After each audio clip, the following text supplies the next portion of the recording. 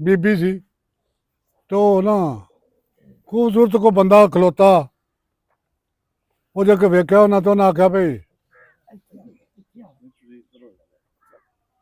असी शादी ना कर लीए। उन्हें आख्या चलो जी ठीक कर लेने। उन्हें आख्या वक्त लिया दो। उन्हें आख्या चलो काजी को। वो जब काजी को गए तो काजी वेखे तो काजी रह गया।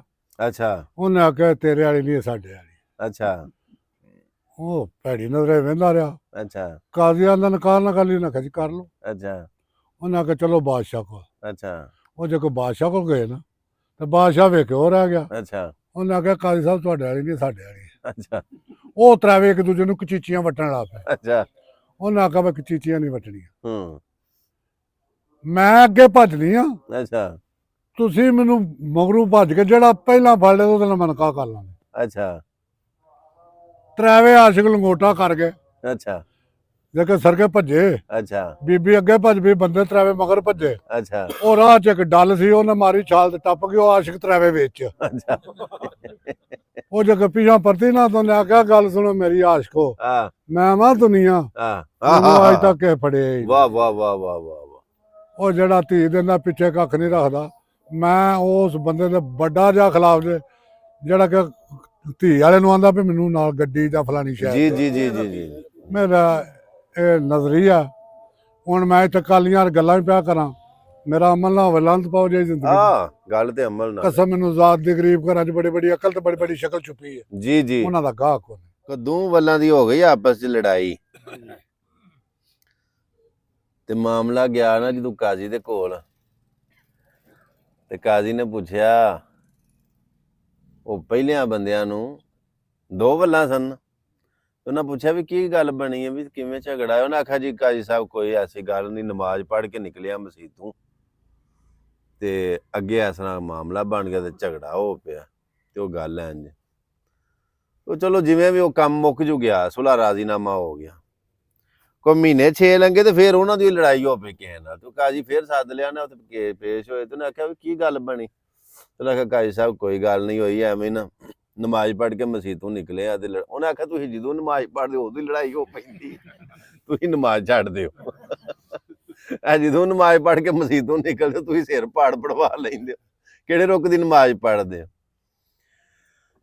ਗੱਲ ਉਹ ਇਹ ਲੱਗਾ ਸਾਂ ਸੁਣਾਉਣ ਬਈ ਕਿਸੇ ਵਕਤ ਦੇ ਵਿੱਚ ਇਸ ਤਰ੍ਹਾਂ ਹੁੰਦਾ ਸੀ, ਆਲਮ ਲਵਾਰ ਜਦੋਂ ਆਉਂਦਾ ਸੀ ਨਾ ਗਾਉਣ ਵਾਸਤੇ, ਅਸਾਂ ਤੇ ਵੇਖਿਆ ਨਹੀਂ, ਜਿਨ੍ਹਾਂ ਲੋਕਾਂ ਵੇਖਿਆ ਉਹ ਦੱਸਦੇ ਨੇ ਕਿ ਲੋਕ ਕੰਮ ਧੰਦੇ ਛੱਡ ਕੇ ਫਿਰ ਜਾਂਦੇ ਸਨ ਵੀ ਆਲਮ ਲਵਾਰ ਸੁਣਨਾ।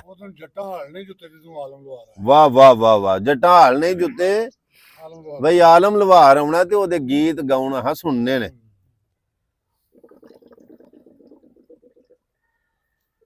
ਤੇ ਆਲਮ ਲਵਾਰ ਜਿਹੜੇ ਵੇਲੇ ਉਹ ਪਿੰਡ ਲਾਇਆ ਤੇ ਆਲ ਦਵਾਜੇ ਸਾਡੇ ਪਿੰਡ ਜਿਹੜੇ ਹੈ ਹਨ ਉਹ ਇਕੱਠੇ ਹੋ ਗਏ ਤੇ ਬੜਾ ਰਸ਼ ਤੇ ਬੜੇ ਰੌਣਕ ਮੇਲੇ ਹੋਏ ਤੇ ਲੋਕਾਂ ਬੜਾ ਸਵਾਦ ਲਿਆ। ਕੋਈ ਦਿਹਾੜੇ 8-10 ਲੰਘੇ ਨਾ ਤੇ ਉੱਥੇ ਕੋਈ ਮਹਿਫਲ ਰੱਖਦੀ ਤੇ ਕੋਈ ਆਲਮੇ ਦੀਨ ਆ ਗਿਆ। ਉਹਨੇ ਕੋਈ ਮਸਲੇ ਮਸਾਇਲ ਇੰਜ ਦੇ ਕੀਤੇ ਕਿ ਡਾਂਗ ਚੱਲ ਗਏ ਤੇ ਉਹ ਸਿਰ ਖੁੱਲ ਗਏ ਤੇ ਉਹ ਮੇਰਾ ਮਤਲਬ ਇੱਕ ਦੂਜੇ ਨੂੰ ਕੁੱਟਿਆ ਫੰਡਿਆ। ਤੇ ਉਹ ਵਡੇਰਾ ਬਾਬਾ ਸੀ ਇੱਕ, ਤੇ ਉਹਨੇ ਪੁੱਛਿਆ ਵੀ ਤੁਸੀਂ ਕੌਣ ਹੋ। ਤੇ ਉਹਨੇ ਆਖਿਆ ਬਾਬਾ ਜੀ ਅਸੀਂ ਆਲਮ। ਉਹਨੇ ਆਖਿਆ ਕਿਹੜੇ ਦਾਦਾ ਤੂੰ ਆਲਮ ਹੈ। ਅਗਲੇ ਦਿਨ ਇੱਕ ਆਲਮ ਆਇਆ, ਉਹਨੇ ਸਿਰ ਜੋੜ ਛੜੇ, ਤੂੰ ਚੰਗਾ ਆਲਮ ਹੈ ਸਿਰ ਪੜਵਾੜੇ, ਤੂੰ ਨਹੀਂ ਆਲਮ। ਆਲਮ ਉਹ ਸੀ ਜਿਹਨੇ ਸਿਰ ਜੋੜੇ ਨੇ। ਅੱਜ ਵੀ ਚੰਗਾ ਉਹ ਹੀ ਏ, ਹਕੀਕੀ ਲਫ਼ਜ਼ਾਂ ਦੇ ਵਿੱਚ ਇਲਮ ਵਾਲਾ ਉਹ ਹੀ ਹੈ ਜਿਹੜਾ ਸਿਰ ਜੋੜੇ, ਤੇ ਜਿਹੜਾ ਖੇਰੂ ਖੇਰੂ ਕਰ ਛੜੇ ਉਹ ਕਾਹਦਾ ਬੰਦਾ। ਸਾਡੇ ਕੋਲ ਨਮੂਨਾ ਹਯਾਤ ਸਾਡੇ ਪਾਕ ਪੈਗੰਬਰ अलैहिस्सलाम ਦੀ ਏ। ਆਪਣੇ ਅਖਲਾਕ ਦੀ ਵਜ੍ਹਾ ਤੋਂ, ਜਿਨ੍ਹਾਂ ਦੇ ਅਖਲਾਕ ਦਾ ਜ਼ਿਕਰ ਅੱਲਾਹ ਕੁਰਾਨ ਦੇ ਵਿੱਚ ਕਰ ਛੜਿਆ ਕਿ ਸੋਹਣਿਆ ਹਾਂ ਤੇਰਾ ਖੁਲਕ ਬੁਲੰਦ ਕਰ ਛੜਿਆ, ਤੇ ਤੇਰੇ ਅਖਲਾਕ ਦੀ ਵਜ੍ਹਾ ਤੋਂ ਤੇਰੇ ਨੇੜੇ ਲੱਗੇ ਨਹੀਂ।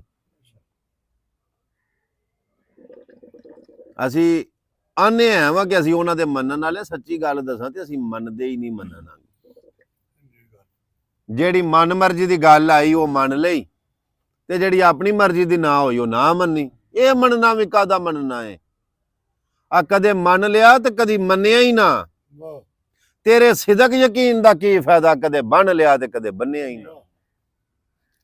ਤੇਰੇ ਸਾਹਮਣੇ ਤਰੇ ਨੇ ਯਕੀਨ ਵਾਲੇ, ਆ ਤੂੰ ਤੇ ਬਦਲਿਓ ਵਨ ਸਵੰਨਿਆ ਨਾ ਸਿਦਕ ਸੋਹਣੀ ਦਾ ਵੇਖ ਸਰਦਾਰ ਸਾਈਆਂ ਕੱਚਾ ਵੇਖ ਅੱਖੀ ਮੁੜ ਵੀ ਪੰਨਿਆ ਨਾ। ਇਹ ਮੰਨਣਾ ਵੀ ਕਾਹਦਾ ਮੰਨਣਾ ਹੈ, ਕਦੀ ਮੰਨ ਲਿਆ ਤੇ ਕਦੀ ਮੰਨਿਆ ਹੀ ਨਾ। ਰੱਬ ਨੂੰ ਰੱਬ ਮੰਨਣ ਵਾਂਗੂ ਅਸਾਂ ਮੰਨਿਆ ਹੀ ਨਹੀਂ।